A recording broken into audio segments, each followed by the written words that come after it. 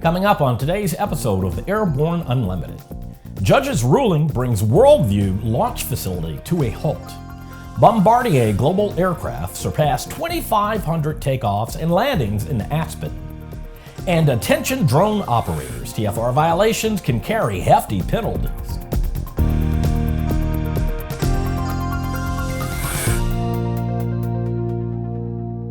Hello, I'm Christopher C. Odom. It's February 8th, 2017, and this is Airborne Unlimited. Talk about taking the air out of a balloon. A $15 million development deal closed more than a year ago between Pima County, Arizona, and Worldview, which hopes to carry passengers to the fringe of space under a massive balloon, has been struck down by an Arizona judge, leaving the status of the project in limbo. Working under the agreement, Worldview has already constructed a 700-foot wide launch pad and headquarters facilities with some offices already occupied by Worldview employees. The plan called for Worldview to lease the facility for 10 years, paying between $675,000 to $1.62 million annually in lease fees. The suit challenging the deal was filed before anyone moved into the building by the Goldwater Institute, which said the lease was in violation of Arizona laws. Late last week, Judge Catherine Woods agreed, saying the lease should be canceled. The deal used government-owned buildings as collateral to borrow money to build a 135,000 square foot headquarters and balloon pad for Worldview. The company planned to charge $75,000 per balloon ride, but was only required to pay the county a fraction of the market lease rate for custom-designed building. We'll keep you apprised as to how this matter turns out. Since 2000, Bombardier Global aircraft have achieved more than 2,500 takeoffs and landings at Aspen's challenging airport.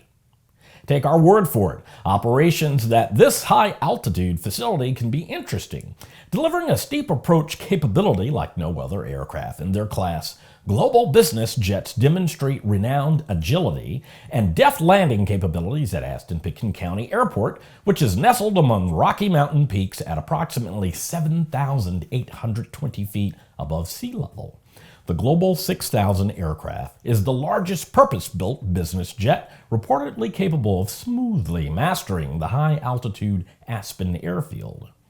For outdoor and ski enthusiasts, there is no better way to spend a vacation than taking in the beautiful mountain views of Aspen, said Peter Likore, Senior Vice President, Sales and Marketing, Bombardier Business Aircraft.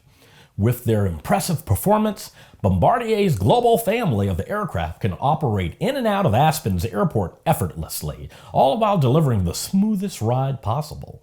Bombardier tells ANN that their flagship global family of aircraft offer detailed and beautifully equipped cabins, impressive performance, and cutting-edge technology that create a perfect blend of style and substance.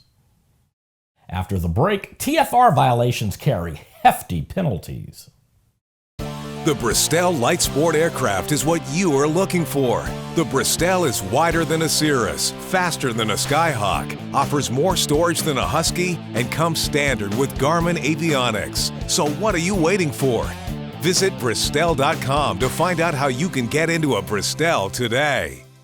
Since the early days of powered flight, pilots have struggled with landing in crosswinds. In fact, crosswinds and wind gusts cause more landing accidents than fog, thunderstorms, and icing combined. That's where the Redbird X-Wind SE comes in. By placing pilots in gusty crosswind conditions for extended periods of time, the X-Wind SE gives instructors all the time they need to teach the pilot the proper techniques for landing in crosswind conditions. For more information on Redbird X-Wind SE and Redbird's entire line of flight training devices, visit www.redbirdflightsimulations.com.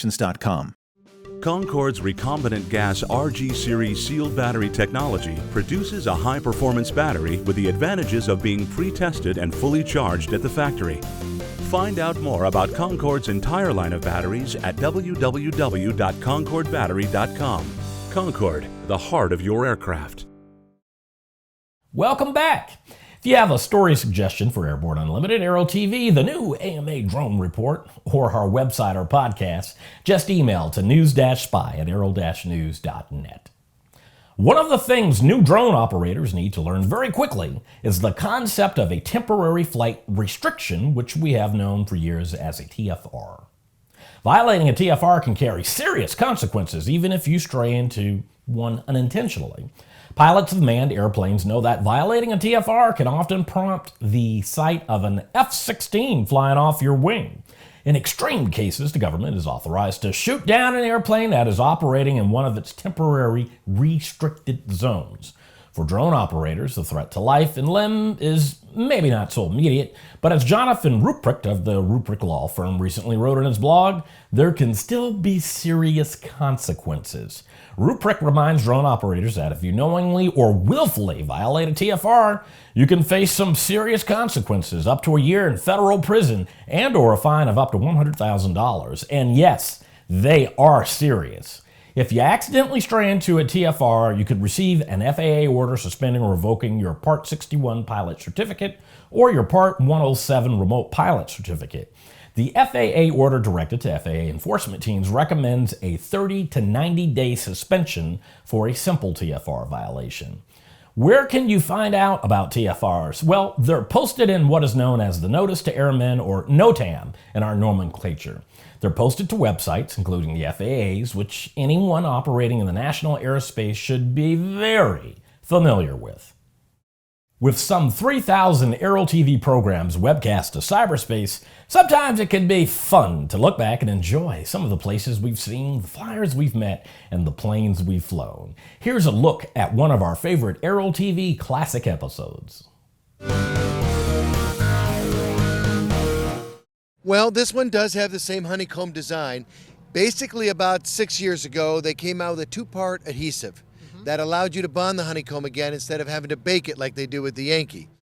While at EAA AirVenture 2014, ANN News editor Tom Patton visited with the president of Beatty Corp, James Beatty, about their line of aircraft. Search the BD-17 and BD-22 Beatty Corp's LSA offerings on Aero TV's news channel.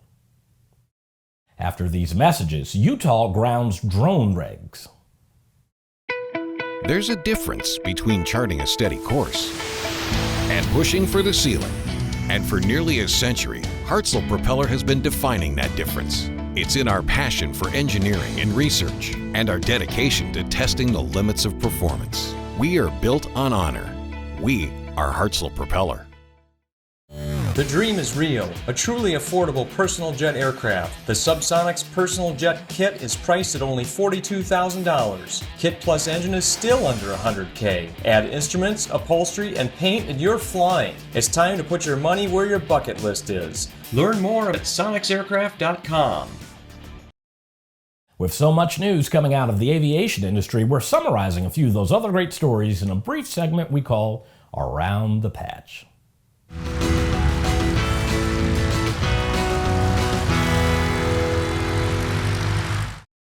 A bill that would have expanded the regulation of drones in the state of Utah has been grounded by the State Senate Transportation, Public Utilities, Energy, and Technology Committee. The bill, SB 111, would have revised the state's drone laws to cover such crimes as stalking, spying, voyeurism, and other invasions of privacy. 4 of the Navy's newest F-35C Lightning II Joint Strike Fighter aircraft recently arrived at the Naval Air Station Lemoore. The jet's arrivals mark the first time the new strike fighter variant has been deployed to a West Coast-based squadron, the recently reactivated Rough Raiders of the Strike Fighter Squadron VFA 125. The National Air Transportation Association held the second in its series of Air Chapter Operator Town Hall meetings last week, with 16 companies from across the southeastern region gathering at SAI Flight Services at Greenville-Spartanburg International Airport. Calgary, Ottawa, and Vancouver International Airports have unveiled a new website that highlights the risk of selling Canadian airports to private investors. The website educates Canadians about the negative impact of sale of airports would have on travelers and local communities. Check it out at noairportselloff.ca. Elbit Systems and Nicarnica Aviation achieved a significant milestone by successfully performing ground trials demonstrating detection of volcanic ash using ClearVision EVS system. The enhanced vision system that was modified to incorporate ash detection capability is one of a kind in the market. Well, that's it for today's trip around the patch. Now let's get back to the rest of the news. The Transportation Safety Board of Canada has issued a safety advisory to inspect Zenith CH series stabilizer attachment assemblies. While this safety advisory is not mandatory for aircraft certificated in the United States as experimental amateur built, owners of all high-wing and low-wing Zenith kit-built aircraft designated under the CH series are encouraged to review the safety advisory.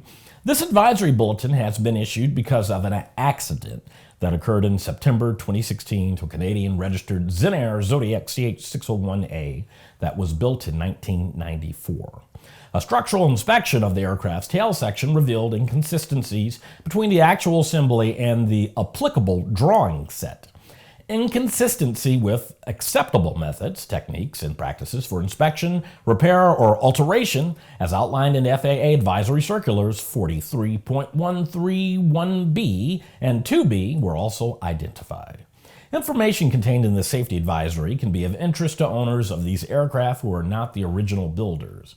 A review of the advisory will make it obvious to an original builder as to whether any of the specified inappropriate conditions could exist on the aircraft.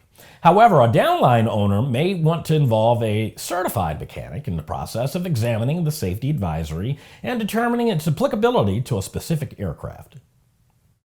Well, that's our program for today. Remember that Airborne Unlimited is streamed daily, Monday through Friday, with additional breaking news bulletins for important stories that fall outside of our normal deadlines. If you're watching us on YouTube, please subscribe. And do check us out on Facebook and Twitter. Get comprehensive, real-time, 24/7 coverage of the latest aviation and aerospace stories anytime at aero-news.net. Keep flying. We'll see you tomorrow.